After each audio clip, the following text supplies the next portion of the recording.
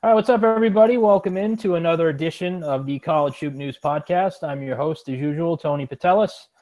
We are very quickly getting close to March, so we have a ton of stuff to discuss tonight. Joe Ryan joins me from wingspansports.com.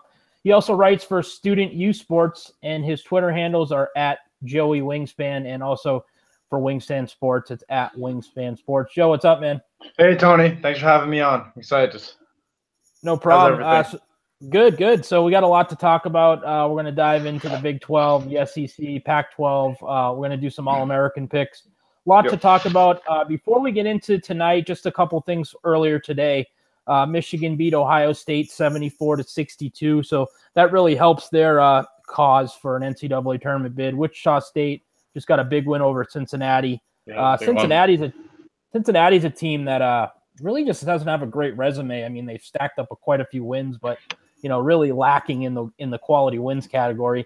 Nebraska lost at Illinois, so that really hurts their chances. We know that the Cornhuskers really don't have a great resume, but they've been stacking up wins against pretty low-level competition. And then Purdue and Seton Hall are going to get started. I think they just tipped off, so that should be interesting. Also, Vince Edwards is not playing tonight. He has an ankle injury, so that's something to definitely keep an eye on and gives Penn State a better shot to win that game. So we'll talk about that stuff later. But so I wanted to start with the Big 12 tonight, Joe. The Jayhawks last night, the talk of the college basketball world. They stormed back. They beat West Virginia for the second time this season. KU beat the Mountaineers back on January 15th in Morgantown, and it happened again last night. What was your thoughts from the game? 5 heart attacks, 250,000 ulcers, three migraines. It was a great college basketball game. I mean, obviously I'm a Kansas fan, taking the bias away from it, watching it as a college basketball fan. I mean, that's as good as you're gonna get last night. I mean, Allen Fieldhouse was rocking.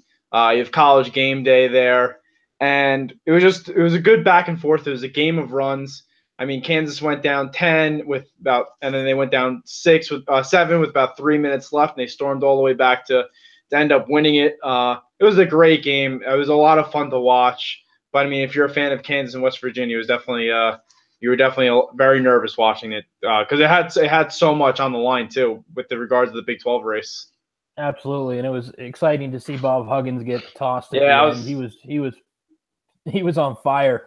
What did you think about the free throw? Yeah. What did you think about the free throw disparity, 35-2? And I understand that West Virginia didn't, they took a lot of, jump shots and whatnot, but kind of hard to argue 35-2. What was your thoughts on it? Well, I'll just say a few things about this real quick. With the West Virginia last night, I have a few thoughts. One, they didn't dunk the ball once. So usually when you go for a dunk, you're going to go get fouled. They had about 4 layups the entire time. So, again, West Virginia didn't really put Kansas in a position to foul. And the whole description, Kansas got 4 extra free throws at the end with the Bob Huggins technical. So that takes away from a little bit. And then they had some fouls at the end because West Virginia needed to foul to, because the end of the game, they need a foul to keep the game within in striking distance. So that some fouls were stacked up there. And then West Virginia, when they were shooting free throws, had 2 lane violations, which don't count towards the stat sheet. So really they had a few, but they were nulled. I mean, the refs were atrocious the entire time. I mean, if you go back and watch the game, Jay Billis was saying the entire time how many stuff they were missing. Marcus Garrett, I remember in the first half for Kansas, went up for a layup. He got clobbered in the head. He finished the basket, but no foul was called. It was an obvious foul. And then Javon Carter went up for a layup. He got fouled, and he got the N1. But then Konate was hanging on the rim before the ball went through the rim. So that's a clear offense. Yeah. That's a clear offensive violation. They didn't call that. So, yeah, I mean, you don't really see that a lot. There's a big difference. But here's the thing with West Virginia. When you shoot so many jump shots, you're not putting the other team in position to foul. And then with West Virginia, they play such tight defense, it's that the refs are calling a tighter game. So I don't know if that played a difference, but I felt that the free throws didn't affect the game as much as I didn't think it was as big a deal when I was watching it. I mean, looking back at the stat sheet, I could see why. But as watching it as the entire game unfolded, West Virginia didn't lose the game because of the free throws. Mm-hmm. Yeah, I mean, the rest were bad the entire time. Yeah, I can see your point. Talking about Kansas, because you're a big Kansas guy, you watch all these games. Yep. I think this team is certainly capable of making a deep run in the NCAA tournament, but I feel like a lot of things are going to have to go their way. I mean, we've talked about it quite a bit. I don't love their depth. Lately, they've been jacking up a ton of three-pointers. They've taken 79 in their last 3 games. Devontae Graham is playing 40 minutes a game. I think that's going to be a lot of wear and tear once you get into the postseason. They're not the best defensive team you'll see. But again, Bill Self always seems to find a way. He seems to find a way to plug the holes and get it done. Do you think this team has enough to do that this year? I've been saying this to a lot of Kansas fans, and here's my thing. This team has very little depth. Honestly, this is one of the least talented teams Bill Self has ever had. And I think if Kansas were to win the Big 12 and win their 14th and break the record, if they were to do that and then make the Sweet 16, Elite 8, and whatever, as a Kansas fan, you should be thrilled because you can't expect a national title every year. They could have won last year. They should have won the year before that. It didn't happen. They made the Elite 8. Those teams were far superior than this team. Yep. This team they're a good team. Can they make a run? Sure. Can they win the national title? Absolutely. If they shoot the way that they shoot and they play the way they play and how they've been playing and win close games, yes. But the expectation should not be this team. The expectation should not be a national championship. If they win the 14 and they get to the Sweet 16 or the Elite 8, I mean, how do you say that's a bad season? You can't, especially with what the cards they've been given. Are you surprised that Sam Cunliffe has been such a non-factor with this team? I am. I really am. What I've been reading and seeing is that he hasn't been, this is just what I'm hearing, but he hasn't given it his all in practice, and it's tough. It's tough when he comes in the end of December as a transfer, and it's tough to get into the rotation because you play those non-conference, those cupcake games in the beginning, and you build your stats, you build your confidence a little bit.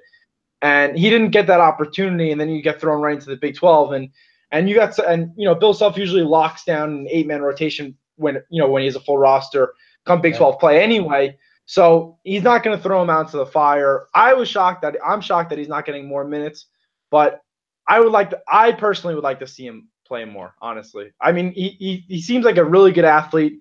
He's got a good jump shot. I would like to see him play more out there, and I wish he would, honestly. Yeah.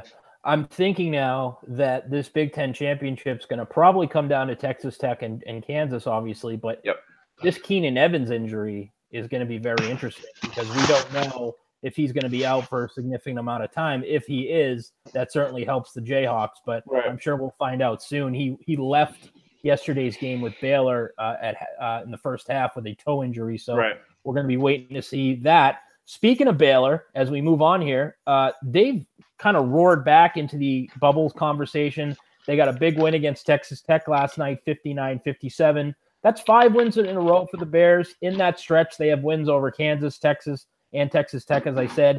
They're right back in the tourney conversation. To me, their defense has been really ramped up. They've only given up 70-plus once in that 5-game winning streak.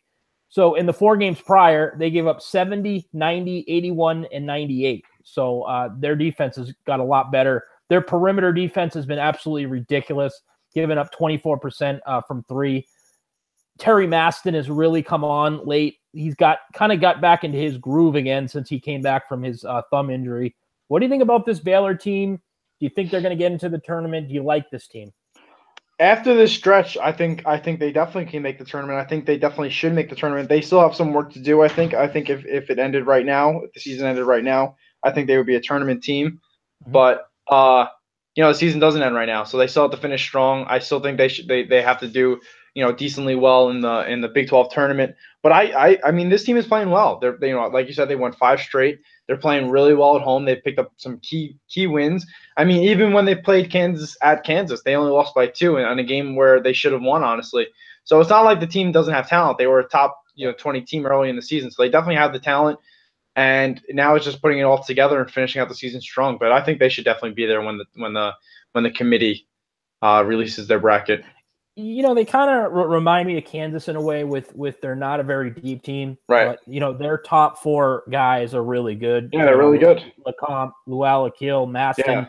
Maston's really one of the better 6 men in college basketball. Right. He missed quite a bit of time, and he's kind of, like I said, getting back into the groove. And, Scott Drew, he is not well liked, but this guy can coach, man. I mean, he's one of the better coaches in the country, in my opinion. Baylor is one of the more consistent programs in college basketball. I don't think they get recognized for that as much as they should. I was just about to say that. I mean, as much as Scott Drew has, as much heat as he gets and much negativity he gets, he's one of the longest tenured coaches in the Big 12. Baylor's always right in the thick of things. They've been right there. They made Sweet 16s. They've had really good teams in the past. They've had title contending teams. I feel like they always get overlooked, and I feel like they get thrown under the rug a little bit here. Obviously this is more of a rebuilding year. I guess you could say they're not doing as well as expected, but I mean they're still right there. They just come off 5 straight wins, and they're going to be, and they're when it's all said and done, they're going to be a tournament team.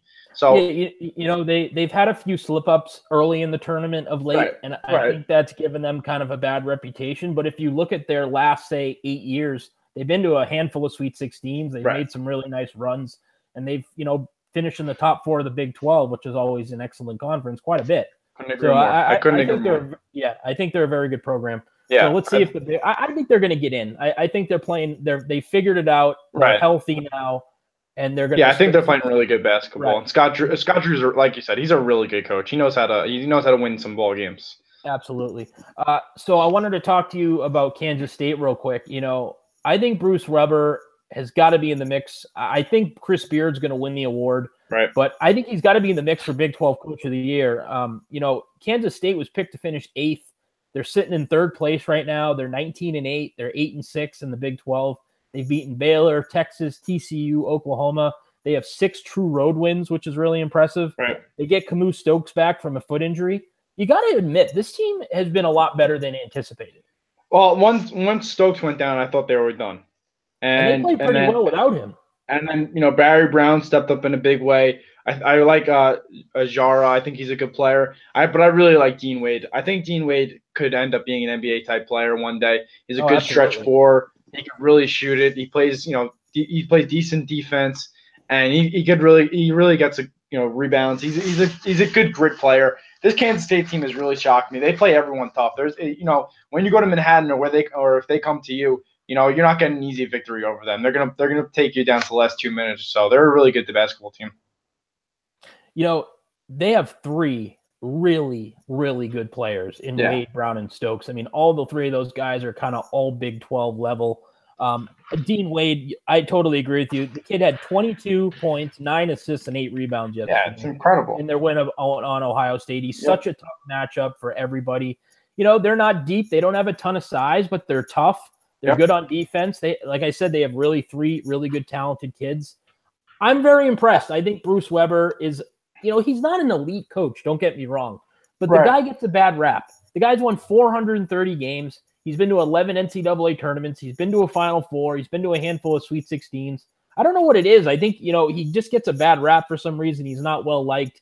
I think he does a pretty good job. I think he's done a pretty good job at Kansas State. Yeah, no, and go back to real quick. You mentioned they have 3 really good players. They do. They definitely have 3 good players, but also Xavier Sneed and Kartra Jara are very good players too. They're very good college basketball players. So I think, like I said, I like their team. But Bruce Weber, no, he's a good coach, and he always has Kansas State right up there in the top 4, top 5 in the Big 12, and he gets into the tournament, and he always usually has a very competitive team. Sometimes if they're supposed to have a bad year, they're picked towards the end of the Big 12, and he usually gets them up to the 5 or 4 slot. So I don't doubt them. I don't doubt him as a coach anymore. I think he's done a solid job wherever he's gone. I'm sure he's had a few bad seasons here and there, but for the most part, he's been pretty steady. He's a pretty consistent coach. Yeah, and I'm not saying this team is a second weekend team or anything like that, but they're not going to go down easy, and they're going to be tough because they have those 3 guys that can beat you. I agree. If you have 3 guys like that, Barry Brown, Stokes, I mean, they can beat anybody. on any given day. So I just thought we needed to, express, show that Kansas State's a pretty darn good team this year. Yeah, I agree. Yeah. Moving on here, Joe. Oklahoma, man. I mean, they've lost 5 games in a row here. Trae Young is really struggling. He just doesn't look comfortable, at all. These last, during this losing streak, he's given up. He's shooting 35% from the field, 19% from 3. I mean, I knew this team, isn't very good defensively, but you could get by with Trae Young scoring 30, 40 points a game, but you aren't going to get that consistently when you're giving up 80 points a game. And he's a freshman. He's 18 years old. He's going to go through a funk, and I think that's what's happening right now. What do you think? What I think is that's all going to end tomorrow night, because every slump ends when when someone plays the Kansas Jayhawks. Besides that, though, listen, Trae Young he's been phenomenal this year. I mean, what he's doing and what he's doing on the big stage, and all the media attention he's getting and all this stuff. It's incredible to watch him putting up 30 and 10. I mean, yeah, he's playing in a free-flowing offense. And I said this once, you can quote me on this, but I said Trae Young is great for Oklahoma this year, but Trae Young is not great for Oklahoma for the future. He's gone after this year. We all know that. It's his show this year. But last year, the Oklahoma team was not very good. I mean, they were young, they were inexperienced. They competed hard, but they didn't get many wins. Now Trae Young comes, they get up to number 4 in the nation at one point, but it's the Trae Young show.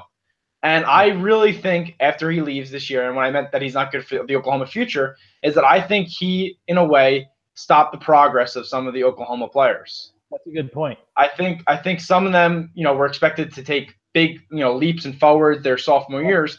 And I think him having the ball and shooting 30 times and having the ball, for 15 seconds of the shot clock has stopped some of that progress.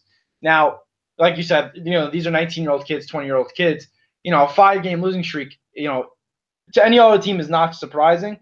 But when you have the media and national scrutiny of Trae Young all the time, all over you, I mean, you're shocked that a 5-game losing streak at Oklahoma is happening right now. And it doesn't get much easier when they travel, into Allen Fieldhouse tomorrow night. So, I mean, they need to get a big-time win, and I hope it's not tomorrow, but they need to get a big-time win pretty soon.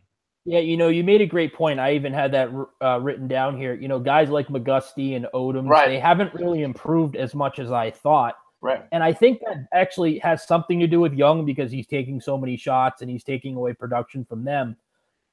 I think Young masks some of their flaws, because, they're not good defensively. They turn it over a ton.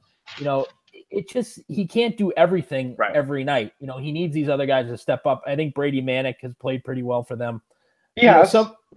Somebody yesterday questioned Lon Kruger and said the coaching on this team is terrible. Oh my God. And I'm just like scratching my head and I'm saying, you're really going to blame this on Lon Kruger? Oh my God.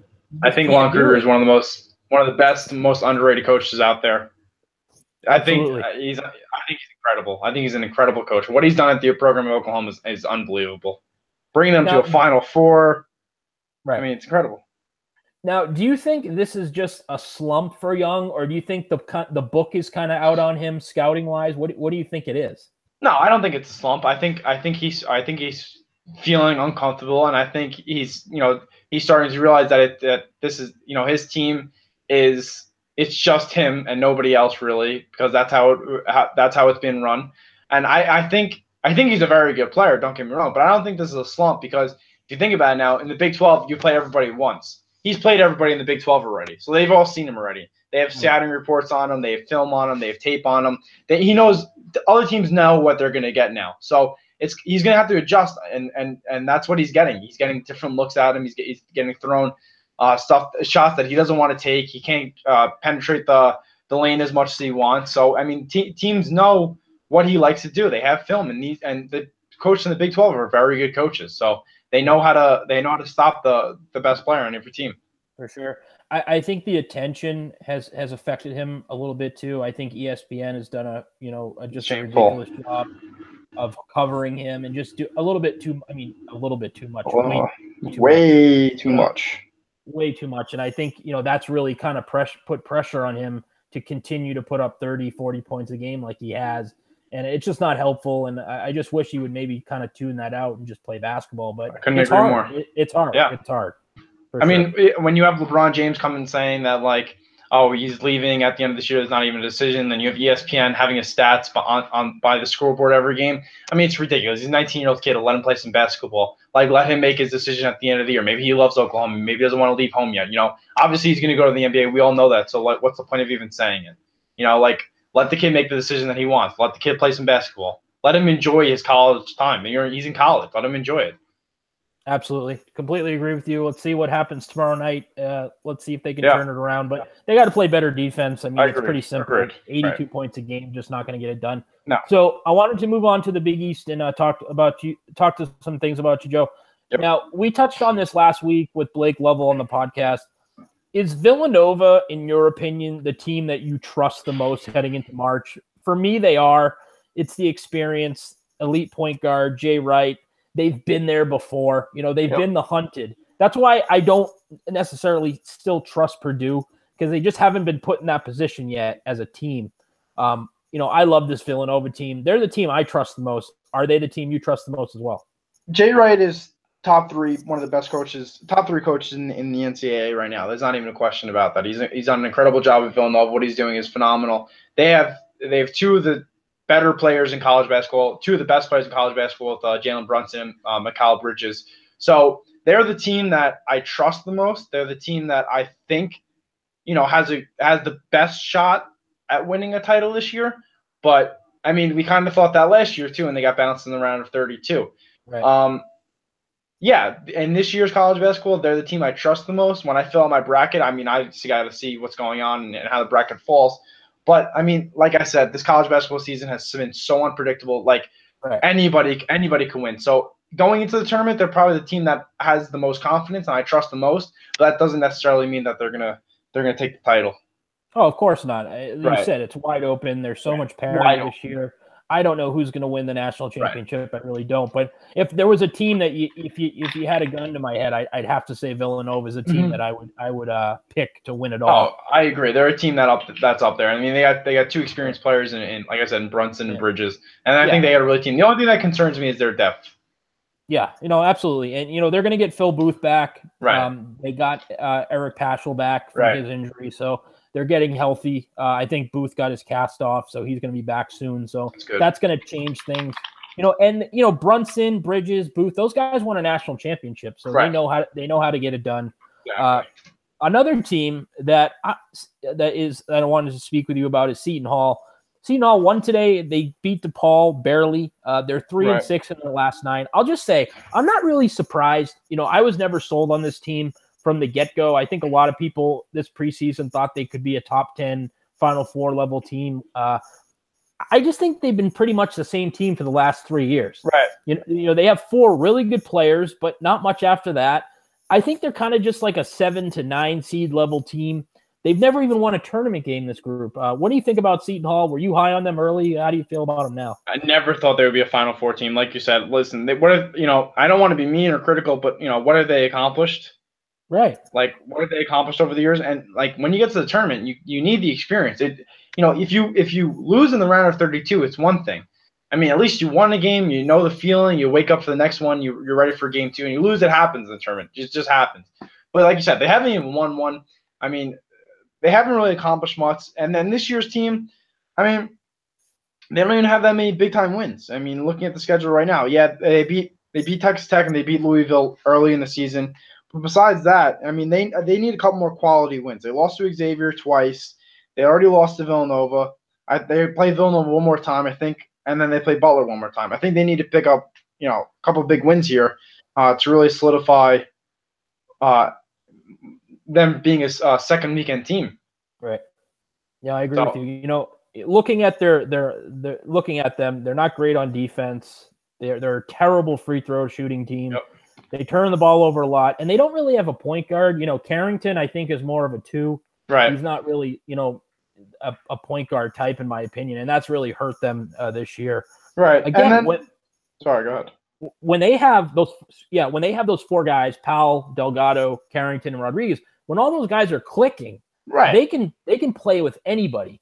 But when one of those guys is struggling, or even 2, they're a completely different team. So I don't know. I just don't trust them. I just don't love this team. I think they're an NCAA tournament team. I'm not trying to crap on Seton Hall, but I just don't think they're as good as people thought, in the preseason. I agree. I definitely agree. And but like you said, if those guys do click, and even if 3 of them do click, and if Delgado's on their game, I don't think they're a Final Four team, but they definitely could be a tough out.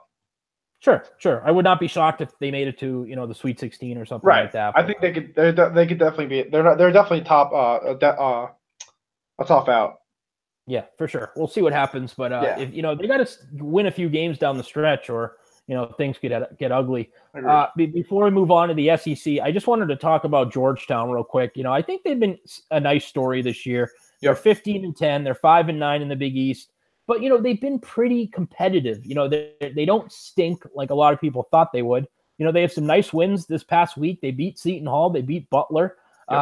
Patrick Ewing has done absolute wonders for guys like Marcus Derrickson and Jesse Govan. Both those guys look like all Big East talents. I think they could maybe even slide into the NIT. And I think that would be some pretty good momentum heading into next year. And, Patrick Ewing's recruiting well. They returned pretty much everybody. So next year's team could be pretty interesting. What do you think about the job he's done this year? Yeah, I agree. I mean, a lot of people trashed them and they were trashing Patrick Ewing because their MEAC conference in the beginning. And yeah, it's not a great look for Georgetown, but listen, it's a first-year coach. You have a new team. You had young guys on your team. Why not go out there, get a couple of victories, build up your confidence? And I think it's played dividends for them come tournament time. Most of the time, teams schedule tough opponents for conference, but I mean, I think they got their confidence pretty high going into the conference. I mean, they like you said, they play tough. I mean, they only have one blowout loss, and that's against Villanova. I mean, they took Xavier to overtime, lost by 5. I mean, they beat Seton Hall, they beat Butler. I mean, they're in these games. They lost to Butler also in double overtime, so it's not like they're getting blown out of the stadium. It's they're being competitive, and I think Patrick Ewing's gonna be just fine as a head coach. Yeah, I think it's a good sign that they're playing competitively with some of these better teams. I think it's a good sign that Patrick Ewing's recruiting well, and I think the development of the bigs has been a big factor. Like I said, Jesse Govan and Derrickson, their first few years there, they didn't really live up to expectations. Not saying they were bad players, right? But both of them now are just absolutely awesome. I mean, both of them are averaging almost a double-double. I think Govan's averaging 16 and 10. Derrickson's averaging 16 and 8.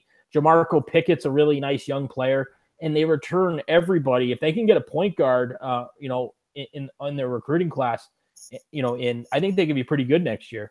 Yeah, I mean, I'm not shocked that those two guys have taken a big leap forward with Patrick Ewing as their head coach. I mean, I'm sure he's taught them, huge amount of stuff. So, I mean, good for them. And I think I agree. I think if they get a little more guard play, they could be pretty competitive next year in the Big East. For sure. I thought a lot of people thought they were just going to stink this year, maybe win 2 or 3, Big East games, and they've already won 5. They got a chance to win probably 6, maybe 7 with the schedule they have. They could definitely go 2 and 2. Yeah, hopefully they can go 2 and 2. We'll see what happens, but just a nice story. All right, let's move on, Joe. I want to talk about the SEC a little bit. So Auburn loses to South Carolina yesterday, 84-75. But the big news, obviously, Anthony McLemore dislocated his ankle, broke his fibia, same kind of injury as Gordon Hayward, so he's going to be out for quite a while. Production-wise, it's not a killer. He averages 7 and 5, but he's such a huge presence on the inside defensively, averages almost 3 blocks a game. I would feel a lot better about this if Austin Wiley was eligible, but this is going to be interesting. This is a team I was really starting to believe in as a possible contender, but, missing your big man in the middle, this is going to be interesting. What do you think? I mean, it was just heartbreaking for that kid. I mean, you saw it live. I got lucky enough to watch a couple Auburn games, and like you said, he doesn't score much, 7 and 5, but constantly when you're watching him, all you hear is McLemore. He's all over the court for them, and he's just high energy guy, high motor, and then to see him on the floor like that, and then not the announcer's fault, but I mean, you just hear him screaming, and then the announcers have no idea what's going on. It was just heartbreaking for that kid. I mean, I think this Auburn team is still going to be okay. I think they still got a pretty good team, but they're going to be a different look team now without him. It's going to be tough without him. Like I said, he's a high energy, high motor guy, and I just feel terrible for him. Yeah. Does this take them down a level, do you think? nationally and maybe, deep run tournament wise, or do you think they can get through it? I think they could still make a deeper run in the tournament. I think it takes them down a notch because injuries this late in the season, especially to a key guy like that. I mean, for a key guy for that on a team like that, it sucks. So I think it might take him down a notch or two. I mean, we'll see how they respond to it. I mean, when he went down, I mean, emotions were running high, and they almost came back to win that game. But I mean, we'll see. Now, a week goes by, without him at practice. We'll see how they respond. So I think it's more of a wait and see type of thing. Yeah, they're very good on the glass. They're an excellent rebounding team this year, so I want to see how that affects them. He's really their only shot blocker, though. Right. So that's going to be an issue, I think. I think Horace Spencer will probably see an expanded role. Do they play small? I'm not sure. They do a good job of creating turnovers, almost 16 a game. And this is a team that's not tremendous defensively, but they get a lot of steals and they get they create a lot of turnovers. So it'll be interesting to see. I don't think a lot of people believe in this team because they don't really have a star. Bryce Brown, a really good player. Mustafa Ron, really good player. But I don't think anybody on that roster is looked upon as an elite level player that can maybe take them on a deep run in the NCAA tournament. Right. I mean, they're based in. I mean, it's a great story. They were picked to finish 4-14 in the conference, and now those are the projections. And now they have T-shirts made that 4-14 because and rightfully so. You take that as motivation. I hate to be doubted in the preseason, but that's just the sole reason why the preseason means absolutely nothing. And it's good that this Auburn team has taken that and lived it and loved it and exceeded expectations. And you got to give Bruce Pearl credit because this is a team that dealt with a lot of stuff, with the FBI scandal and all this stuff going on in the back, and it really hasn't fazed them at all. No, I mean you got to give credit to the coach for that. Yeah, the FBI stuff has definitely phased some teams, but not Auburn. So definitely, he has his team locked in right now. Yeah, for sure. Let's see how much that injury affects him. Right. But wanted to talk about Florida a little bit. This is another team with a bad loss yesterday. They lost at Vanderbilt. Vandy got to the free throw line a ton. They were 22 of 24. They were 9 of 22 from three. This Florida team has been so inconsistent. They were red hot earlier in the season. Then they lost a ton of games in early December. Then late December, they won 9 of 10. Now they've lost 5 of 8. It's just been a really big roller coaster for this team. I think Johnny Bugnu would make such a difference. I think they're lacking toughness. Kevon Allen has been very disappointing. What do you think about this Gator team? What's wrong with them? I don't think it's just inconsistency. That's what's wrong with them. They have a talented roster. Their roster is not a problem. I think, you have Jalen Hudson, you have Igor. I mean, you have these guys. Allen's a good player. You have these guys, but I mean, they're just inconsistent, and they're not a team that I'm going to pick, to go far come tournament just because, I mean, like you said, they don't know how to string along wins, but they definitely know how to string along losses. They went on that win streak, which is fine, but they didn't really play top tier teams. And then you get to, they lose to South Carolina, you lose at Georgia, you lose to Alabama, you win a couple, and then you lose to Georgia and then at Vanderbilt. You can't really have that. You need some certain sense of consistency here, and they just don't have it. I mean, when back in November when they played Duke and they lost by 3, and everyone's jumping on the Florida bandwagon saying this team's legit, and then after that game, it's been a roller coaster ever since. Yeah, they're so reliant on the 3 ball. They're not great defensively. Kevon Allen is a kid who I thought could be an SEC Player of the Year level talent. Right. He's averaging 11 a game, 36% field goal percentage, 32%. That's what I mean. He has the talent. Yeah, I mean, I think his scoring has been affected by Jalen Hudson and how well he's played, but still, I mean, you're shooting 36% from the field. They're not a deep team. They don't really have a rim protector either without a Bugno in the lineup. Right. So, when you're a team who can't play defense and you got to win a game, you got to hit a lot of threes. I just don't love that combination. Yeah, I agree. I mean, they just have no level of consistency as of late. I mean, they shoot 38% from the 3-point line. So if you're a team that relies on the 3-point line and you shoot 38%, you want that number over 40. So I mean, that could definitely be a part of why they don't, they're not as consistent. But it's funny because you can't count them out though because they're so talented and because they can be so explosive sometimes. So if they get hot in March, I would see no problem with them going on a deep run. No, I mean, NCAA tournament. They beat Gonzaga. They won at Cincinnati. I mean, they only lost to Duke by 3. They beat Texas A&M. They beat Kentucky, and they have good wins. It's just they have bad losses too. Yeah, for sure. So looking at the SEC as a whole, is this the deepest league in the country in your opinion? Is it maybe the Big 12? I think it's the most competitive with the Big 12 at the top. I'll say that. I think they're going to get 8 NCAA tournament bids, maybe even 9. What do you think? I don't know if it. I guess you could say it's the deepest, but I would still think the Big 12 is the most competitive. Okay. And if that makes sense, because I think the Big 12, Texas Tech is number 1 right now, and Iowa State is number 10, and Iowa State went in and kicked Texas Tech's ass, I wouldn't be shocked, honestly. Right. And I just think anyone in the Big 12 can beat anyone. I mean, you look at the bottom of the SEC, you got some okay teams. You got South Carolina, Vanderbilt, Ole Miss, Georgia. But these are teams, maybe not Georgia, but the other 3, those are teams where you circle your calendar like, okay, we should win these games. But in the Big 12, I just think that you can't do that. I think that you could go anywhere, and you could go. Everyone in the conference could have went 9-9 this year. It's just that crazy. Well, I think it's even kind of similar in the SEC because you look right, like Auburn's 11-3, they're at the top, but then you have 4 teams that are 8-6: True. Arkansas, Florida, Alabama, Mizzou. Tennessee's 9-5, Kentucky 7-7. True. Texas A&M is 6-8. So right now, I'm thinking they get 8 bids: Auburn, Tennessee, Arkansas, Alabama, Mizzou, Florida, Kentucky, and Texas A&M. Yeah. Georgia maybe has a shot. They've kind of played pretty crappy lately, but still a pretty good team, at times. So I think 8 bids would be great for the SEC, especially after last year. Yeah, I agree. I mean, I like the whole argument between the Big 12 and the SEC. I see it all over Twitter and whatever. It's so close. It's just so you could really go either way with it, and I really can't argue either way. Whatever conference you pick, I mean, they're 2 incredible conferences. But I agree. Sure. I think they get 8 bids as well. Yeah, I think the Big 12 is the best league in the country, but the SEC definitely has an argument. Yeah, it's been very good. All right, so let's move on, Joe. I want to talk about the ACC. So I kept giving North Carolina the benefit of the doubt.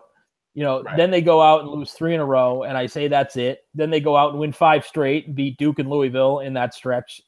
I just love this team's experience. Berry, May, Pinson, Williams. And kind of like Villanova, they've been there before, winning a national title last year.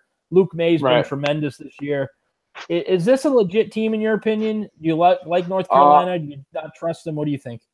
Yeah, I mean, if you go on my Twitter account and you go back a little while, I got into huge arguments with Reed there, but about North Carolina, and I've come to the conclusion that he's just a North Carolina hater. And, obviously my brother's a big-time North Carolina fan, and I'll defend this North Carolina team. I really like this North Carolina team. You have Luke May, Joel Berry, Theo Pinson. You have really, really good players that are very experienced, and that's huge come NCAA tournament time. Now, I don't know, like last year, like we said, Villanova wins, and we think that they're the best team going into the tournament because they're the most experienced and whatever. And they lose in the round of 32. I mean, it happens. It's the NCAA tournament. Anything can happen. But to think that this North Carolina team doesn't have a shot to getting back to the Final Four is ridiculous. I think they have a really good shot. I mean, look at the wins they have. They beat Michigan. They win at Tennessee. They beat Ohio State. And then you beat Clemson. You beat Duke. I mean, you beat Louisville. You beat Notre Dame. They have some they have some really quality wins. Yeah. And come experience time in March. I mean, I think that's huge for them. They're 10-5 in the ACC, and they've beat 8 NCAA tournament teams possible. Yeah. I mean, Duke, Louisville, NC State, you mentioned them all. The thing to me that's so impressive, and I know this isn't a sexy stat or anything, but the fact that they lost Isaiah Hicks, Kennedy Meeks, and Tony Bradley, and they're still probably the best rebounding team in the country, is so goddamn impressive. I mean, they just absolutely kill people on the boards, and it's just incredible after losing 3 high-level players like that. I think they're a very good team. Now, I think their front court is honestly a concern of theirs. I think their front court players, the inexperience that they have. But, I mean, you have guys Theo Pinson just crashes the boards. Luke May's getting 10 boards a game. Joel Berry will get you, 4 or 5 on any given night. So, I mean, these guys who have leadership and accomplished so much already at North Carolina. I mean, Theo Pinson, Luke May, Joel Berry, they lost the championship and then they go back the next year and win one. So I mean that's just huge. I mean, to even doubt this team or even say that they're not good, I mean, you can't. I really don't think you can. I mean, sure, they lost their first 2 ACC games, and then they go on a 3-game losing streak. But like, listen, it's college basketball. This season is drunker than it's ever been. Right. And how can you a 3-game losing streak in the ACC? Like, is that even like as big as a story as anything else? I mean, it happens. It's basketball. Sure, and I still think if they continue to win and get hot down the stretch here, sure, I think they have a pretty good shot at a 1 seed. I really do. You just can't ignore those 8 quality wins. You just really can't. I mean, nobody has – I don't know if anybody has that many quality wins. I would have to look, but I'm sure North Carolina is close at the top. I mean, say they win at Syracuse and they beat Miami, and say they lose at Duke. Say they go, that's 10 quality wins right there. And then you got the ACC tournament. Say they get to the semifinals or even the finals. I mean, it's tough to not say like, hey, they're a legit 1 seed or top 2 seed. Yeah, I love this team. I really do. I gave up on them for a couple days there, but now that they're back, I'm back on the bandwagon. Yeah, I'm happy that they're back. Yeah, me too. Syracuse picks up a very important resume win yesterday. They won at Miami. Orange are now 18-9. They're 7-7 in the ACC. Are they an NCAA tournament team? I'm still at that 50-50 mark. They have some decent wins. They beat Miami, Virginia Tech, Louisville. Their RPI is 49. They do have some bad losses. They lost to Georgia Tech and Wake Forest. I don't know. I keep going back and forth on this team. They're just kind of inconsistent. What do you think? Season right now, I would say no. I would say that they're not an NCAA tournament team. I don't trust them enough. I don't think they have enough quality wins. I think they have too many bad losses, but that can change within the week. They go at Duke, at Boston College, and then home against Clemson. They go 2-1 in those games, then okay, they're in.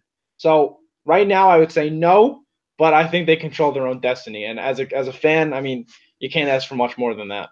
I think if they were to pick up, they have to win 2 of these next 3, and then probably get another 2 quality wins come ACC tournament time. But right now I would say no. Yeah, I agree with you. I put them on the outside, but they're close. I mean, they're close. They're close. That's what I said. They control their own destiny. So right, it's up to them. Their metrics are pretty good. 49 RPI. That's it's solid at all. So it'll be interesting to see. I think we're gonna have some angry Syracuse fans if they don't make the tournament. Jim Boeheim will be complaining as usual. Right, but that's the thing. That's they 2 years ago we thought that this team was not going to make the tournament. They go out and win and go to the Final Four. So we'll see. For sure. The other team I wanted to talk about is Florida State. I got to say, Leonard Hamilton's done an outstanding job this year. I don't think a lot of people thought they would be anywhere close to an NCAA tournament team. And to me right now, they're a lock. I mean, you lose guys like Xavier Rathan-Mays, Jonathan Isaac, Dwayne Bacon, and you come back and you're sitting at 18-8 in the ACC. You got wins over Clemson, Miami, Virginia Tech. They also beat North Carolina, beat Syracuse. This team's pretty darn good. They kind of remind me of Kansas State, where I don't think they're going to make a deep run or anything, but and this isn't your normal Florida State team. They're not great defensively, but they're so deep. They're so athletic. They have really good size. Phil Kofer and Brian Angola are both having career years. I think this team's pretty darn good. Yeah, no, I think they're definitely an NCAA tournament team, and I think they have a solid team for sure. I think they're competitive. They've been very competitive in the ACC, and like you said, losing all those guys, and to think that they're not going to be. You think that they're not going to have a good season this year, and they turn around, like you said, they're 18-9. They survived the scare today against Pittsburgh. I was watching it right before we hopped on. I mean, it was a close game. They went on a big run to end the game, which was kind of huge for them. But no, I mean, they're 18-9. I think they're definitely a tournament team. I think they have another shot to beat Clemson at the end of the season, and we'll go from there. But I think they're a tournament team. Yeah, the quality wins are there. I think the only issue is their non-conference schedule was not very good. Right. They did win out on the road at Oklahoma State. They did beat Florida, but other than that, it was really, really weak. Right. I think Tony Bennett is going to be the coach of the year in the ACC. I don't think you can argue that. But I think if there was another guy I'd look to, it's Leonard Hamilton. Yeah, I agree. Tony Bennett's going to win the award, and rightfully so. But what Hamilton has done with this team has been uncanny. He's very good. Absolutely, absolutely. So let's move on here, Joe. Pac-12 time. Yep. USC just having one of these roller coasters seasons. You know, they were picked top 10 preseason. You have the FBI situation. D'Anthony Melton's ineligible. They've had some chemistry issues. Now Benny Boatwright's out for the year. They're sitting at 19-9, so not completely sold yet. They're an NCAA tournament team, but they're in pretty decent shape. They have plenty of talent. You know, Nick Rakovic has played pretty well. He's been a big surprise this year. What do you think about USC? Yeah, I mean, before the season started, this is why preseason stuff is all over the place. But I mean, we thought very highly of USC, top 10 team, and they've had their struggles. I mean, they're obviously involved with the FBI stuff, so I wonder if that got in the way. But I mean, they've had their struggles now. With right after the year, struggles are going to happen. They have a good chance of winning out the rest of the way. I think they're definitely a tournament team, no doubt, and I think they're more than talented enough to get to the second weekend. I was just more of if they will or if they won't. Yeah, they just got to keep winning games. Yeah. I mean, they're 13-5 in their last 18, so that's pretty good. But it's going to be interesting because Boatwright's a really talented kid. He's very good. Tough matchup. So let's see what happens. But Jordan McLaughlin's a kid that doesn't get enough credit. I mean, this is one of the best point guards in the country. Averages almost 8 assists a game. He's got a 3.22 assist to turnover ratio. Just a tremendous player.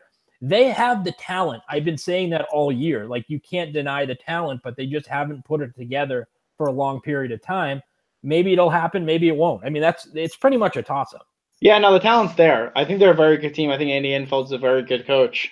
But, I mean, there's just been so much going around this year with the USC program. Right. And now the injury with Boatwright. I mean, we'll see what happens with them, but it's gonna be interesting. They're gonna be one of the teams I look upon to see what's gonna happen with them. Yeah, I hope they get in because I think they will. Yeah, I think they could make some noise, and they're gonna be one of these like 8 or 9 seeds. I think that a 1 seed's gonna see them in their bracket and say, "Oh crap, we have to play USC in the second round, possibly." I agree. I agree, and I think they're one of the teams that can pull like a Wisconsin last year and get to the second weekend as an 8 or 9 seed. Me too. So how many bids do you think this league gets? I'm going to say 4. I feel like Arizona State, USC have the best chance. Then you have like UCLA, Washington, and Utah in the mix. Right. I think one, maybe 2 of those 3 get in. I still don't think Utah's done enough, but I think UCLA, Washington have a decent shot. The Pac-12 tournament's going to be really important. Some of these teams are going to have to pick up some quality wins late. What do you think? How many bids do you think the Pac-12 gets? I think Arizona gets in, USC, Arizona State, UCLA, and then I think Washington's on the bubble. I think the Pac-12 tournament's gonna be, like you said, it's gonna be very important for Washington. But I think 5 will eventually get in. But right now I have 4. Yeah, I mean, I could see that. I could see 5. I think it's going to be a little tough to get 5, but if things break the right way, they could get 5 because I think UCLA, Washington, and Utah are all in the mix. Right. I feel better about UCLA and Washington, but Utah, if they keep winning games down the stretch here, they could get into the mix. Yeah, I think UCLA is definitely going to get in. Yeah. I'm going to go with 4, maybe 5. Right. I think that's a good number. I think they'll get more than 3. I think some people think they're going to get 3. I don't think so. I think they'll get more than 3. Yeah, me too. So Arizona, good enough to win it all in your opinion? In my opinion, talent-wise, absolutely. But right now, I just don't think they're good enough defensively. I don't know if Parker Jackson Cartwright's a good enough point guard to take a team to the national title. What do you think about Arizona? Talent-wise, they're one of the best teams in the country. Right. I mean, talent-wise, there's not many teams that could match up with them with talent. But does that translate to them winning a national championship? I mean, we'll see. I think they definitely can. I think they're one of the teams where I think they're one of those teams that like struggled in the beginning, obviously, and then make a deep run in the tournament. I'm high on them. I think that they have a shot at making a deep run in the tournament, and I'm excited to watch them play in the tournament. I think DeAndre Ayton is an absolute superstar, and Trier, Ayton's a beast. Trier is very good. Raleigh Alkins. I mean, they have such talent, and I mean, Sean Miller has never made to the Final Four. I don't know if they're a Final Four team, but I think they definitely can get there. Oh, absolutely. I mean, Ayton is, to me, and we're going to talk about this later when we talk about the All-American team. Right. He's the most dominating player in college basketball. Yeah, I agree. And when you have a wing like Raleigh Alkins, you have a guard like Alonzo Trier that can really score, you really can't count them out. But again, I just don't know if they're good enough on the defensive end of the floor to win a national championship. And you got to be good on D, to make it run and win 6 games in a row. But I think they're kind of in the same boat as USC, where they've dealt with a lot. You got the FBI thing going on, chemistry issues, Sean Miller's comment saying this team doesn't want to play for him, all this stuff. Right. So, it'll be interesting. But they're playing pretty good basketball. It's not always pretty, but they win. They win games. Right, I agree. Right. And like I said, Sean Miller never been to the Final Four. I don't know if that has to do with him or just because of the NCAA tournament. But we all thought this was a sure thing that this Arizona team was going to get to the Final Four this year, and it's turned out it's not a sure thing as of obviously. But they're 21-6. Everything they're going through, they're 11-3 in the Pac-12. So they definitely have, and they went on a 3-game losing streak in the beginning in November. So they definitely have the talent to get where they want to be. Yeah, I agree. I'm interested to see where they're seated and paired up with, because I think matchups are going to be interesting. Because if you can get matched up with a couple small teams and Ayton can go to work, right? That's going to be tough. You saw it in the Arizona State game; he was just unstoppable. Yeah, they had no answer for him. So it's going to be interesting to see who they play in the NCAA tournament. All right, let's finish up here, Joe. We're going to talk some All-Americans. Also, some mid-major, dangerous teams in the NCAA tournament. This was really tough. This was very tough for me to put 5 All-Americans together. Yeah. I went with my 5. I went with DeAndre Ayton. He's averaging 20 and 10, 2 blocks a game. To me, as I said, most dominating player in college basketball. I went with Jalen Brunson. He's the best player on the best team in the country. 19 points a game, 5 assists. Never rarely turns the ball over. Another guy who I don't think is getting enough attention is Keita Bates-Diop at Ohio State. Yeah. Team that was picked 11th in the Big Ten. They could win the league possibly. He's averaging 20 points a game, almost 9 rebounds. Trae Young, I kept him there. He could certainly slide off, don't get me wrong, but he's still averaging 30 and 9. So I'm not ready to move him off the 1 line yet. And I put Marvin Bagley up there, 21 and 11, 18 double-doubles. The other guys I had in the mix, Trayvon Blewett, Aaron Holiday, Jock Landale was really tough to keep off because I think he's been great. Keenan Evans, Shamori Pons, Nick King from Middle Tennessee. But I felt like those 5 are the best players right now. What do you think, Joe? Who are your 5? Well, the 2 that I have similar to you are Jalen Brunson and DeAndre Ayton. I think those 2 are definitely locks. I think, like you said, Brunson is the best player on the best team. Ayton is probably going to go the #1 overall pick come June. I think he's the best player in college basketball, the most dominating force in college basketball. I think he's an absolute star. I actually have Jock Landale on my top 5. I think what he's doing at St. Mary's is incredible. Yeah. 22 and 10 is absolutely unbelievable. And then I have Luke May from North Carolina. I think Luke May has been absolutely incredible. And then I have Trayvon Blewett. I just love watching him play, scoring 70 points in 2 games. I think he's been absolutely incredible for Xavier, and I think they're absolutely nothing without him. I left a couple of guys off the list. Trae Young, obviously. The slump doesn't help him, obviously, but again, 30 and 10 is absolutely incredible. I left Marvin Bagley off the list just because, not that he's not a first-team All-American type player. I think he's very solid. I think the 3 games that he's missing right now, will affect it a little bit. But, he's got so many players in his team, Grayson Allen, and Wendell Carter has been absolutely shining lately. So I wonder if the Wendell Carter hype will take it away from Marvin Bagley a little bit. Keenan Evans is definitely deserving. And I also think, not to be biased or whatever, but I don't think he'll be a first-team All-American, but definitely second-team or third-team. But I think Devontae Graham is definitely up there deserving for an All-American spot. What he's doing, he hasn't sat on the bench in 10 straight games. And, this team is absolutely nothing without him. He's carrying this Kansas Jayhawks team as best he can. He's averaging 17, close to 18 points and 8 assists per game. So what he's doing is it's fun to watch. Yeah, the 2 guys that I think you're not going to see on a lot of lists that I mentioned, one is Aaron Holiday. Yeah, I agree. I think if UCLA was better this year, like a top 25 team, he would be more considered because he's averaging 19, 6, and 4. Yeah. He's been awesome. And I think if Ayton wasn't in the Pac-12 this year, Holiday's your clear-cut Pac-12 player of the year. I agree. And then you have Nick King at Middle Tennessee State, averaging 21 and 8. He pretty much had an underwhelming college career. He goes to Middle Tennessee State, and he's been one of the best and most consistent players in college basketball. Yeah. Shamori Pons, I think, has to be in the conversation. I don't think he's going to get there because of St. John's struggles, but he's been awesome, especially of He's been late. unbelievable. Yeah, it's so much fun to watch. I love Blewett. I think Blewett's one of the more consistent players in college basketball. Jock Landale, to me, though, was the one that I had a really difficult time with because other than Ayton, I think he's been the most dominating player in college hoops. But, with him playing in the WCC, I kind of had to, I went Bagley instead of Landale. So it was tough, but I wouldn't have any issue with if you had any of those guys in the mix. Yeah, I mean, I just didn't I love to give it to the smaller schools, but I mean, what Jock Landale's been doing at St. Mary's is absolutely incredible. I mean, Marvin Bagley's going to get everything that he wants, everything under the sun he's going to get. So, I mean, of course he's probably going to get first team All-American, but if I had to make the decision, I mean, listen, Marvin Bagley's a top 5 pick. He's going to get, like I said, he's going to get everything under the sun that he wants soon. He's going to be an all-star in the NBA probably. Why not throw a bone to the smaller schools and show these players and show the players that go to Middle Tennessee State or St. Mary's that, hey, you could be a first-team All-American just like the rest of them.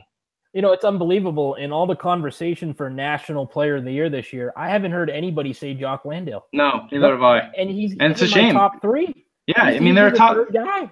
Yeah, they're a top 15 team. I mean, they're not. It's not like they're 18 and 10. No, I know they're a top 15 team, and he's the reason for it. Absolutely. So talking about mid majors before we finish up here, who would be the mid major team in your opinion that'd be most dangerous in the NCAA tournament? I was going to say Nevada, but then the Lindsey Drew injury, I think, really takes them off the list. They're still a good team, but their depth is razor thin. I just don't know they're going to be dangerous without a guy like that. I went with St. Mary's. I know they got crushed by Gonzaga the other night. I know they lost. I think I can't remember to who. I think Pacific beat them. But I still love this team a lot. Landale's dominating. Emmett Naar's a tremendous point guard. They have a lot of three-point shooters. They're good defensively. They're very efficient. I still think St. Mary's is a dangerous team. That's the team that I would go with. Who do you think? Yeah, I mean, I got when you asked the question the other day, I wanted to stay away from the Wichita States and the Gonzagas and St. Mary's because they were ranked and whatever. So, and I think all those three of the teams that I just mentioned are definitely second weekend teams and definitely can make it pretty far into the tournament. And those are considered mid-major teams, but they've been in the top 25 relatively the entire year. And the same thing with Nevada, but the injury is going to affect them.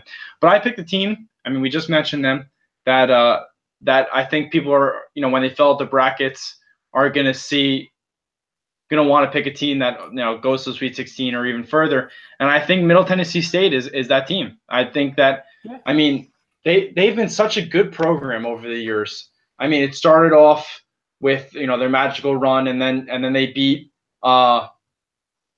Minnesota last year, and then they just formed this really consistent team.